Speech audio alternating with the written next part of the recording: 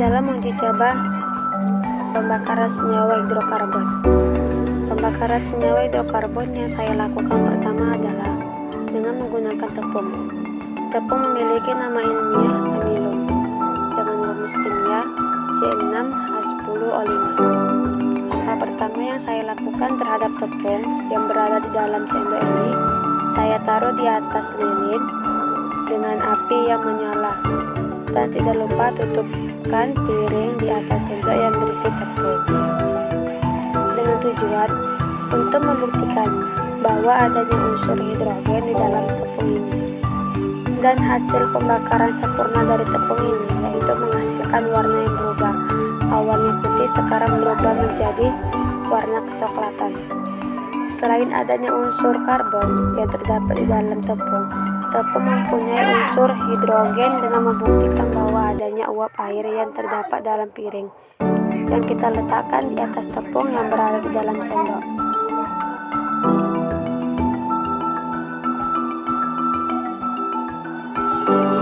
Selain melakukan uji coba terhadap tepung, saya melakukan uji coba terhadap garam. Garam memiliki rumus kimia yaitu NaCl, natrium klorida. Natrium klorida ini terbentuk ketika asam dan basa saling bereaksi dan saling menetralkan satu sama lain. Langkah yang pertama saya lakukan pada garam yang berada di dalam sendok. Saya letakkan garam tersebut di atas lilin yang menyala, dan dapat dilihat bahwa saat melakukan proses pembakaran senyawa terhadap garam ini, garam mengeluarkan asap yang menandakan bahwa garam ini mengandung unsur hidrogen. Selain mengandung unsur hidrogen, garam juga mempunyai unsur karbon. Dengan dibuktikan, saat selesai proses pembakaran, garam ini mengkristal atau terbentuk padat dari semulanya. Uji coba yang terakhir yang saya lakukan yaitu terhadap gula. Langkah yang pertama saya lakukan terhadap gula. Gula ini mempunyai rumus kimia C12H22O11 dan mempunyai nama ilmiah berupa sukrosa. Gula yang berada di dalam sendok saya letak di atas lilin dengan api yang menyala. Saat proses pembakaran sempurna ini berlangsung, gula mengeluarkan asap, dan asap ini membuktikan bahwa gula mengandung unsur hidrogen. Dan proses pembakaran sempurna terhadap gula, selain mengeluarkan asap, gula juga melakukan perubahan bentuk yang awalnya berupa padat-padatan, sekarang berupa lelehan. Lelehan ini membuktikan bahwa gula tersebut mengandung unsur karbon, dan dapat disimpulkan bahwa gula juga mengandung unsur karbon dan unsur hidrogen. Praktikum saya adalah pembakaran senyawa karbon yang saya lakukan adalah terhadap sukrosa, amilum, dan garam, sama-sama mengandung unsur karbon dan hidrogen. Terhadap garam, garam mengalami perubahan bentuk yang awalnya berupa padat-padatan kecil, berubah menjadi berbentuk seperti kristal.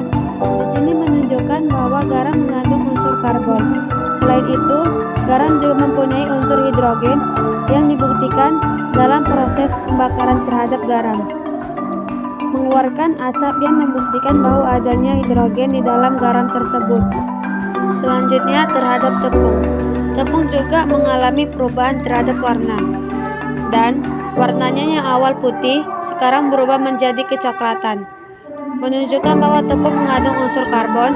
Selain mengandung unsur karbon, tepung juga mempunyai unsur hidrogen. Terdapat pada proses pembakaran terhadap tepung yaitu mengeluarkan uap air yang terdapat dalam piring.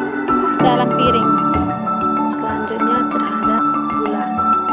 Gula mempunyai unsur karbon yang dibuktikan dalam perubahan bentuk yang awalnya berupa padat-padatan kecil, berubah menjadi lelehan seperti karamel.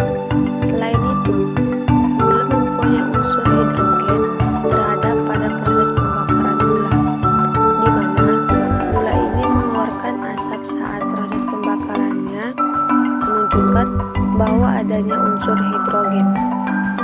Apabila suatu senyawa mengalami perubahan bentuk, perubahan warna, maka dapat disimpulkan bahwa senyawa senyawa tersebut mengandung unsur karbon. Serta apabila suatu senyawa dibakar dan menghasilkan suatu asap atau uap air, maka dapat disimpulkan senyawa tersebut mengandung unsur hidrogen.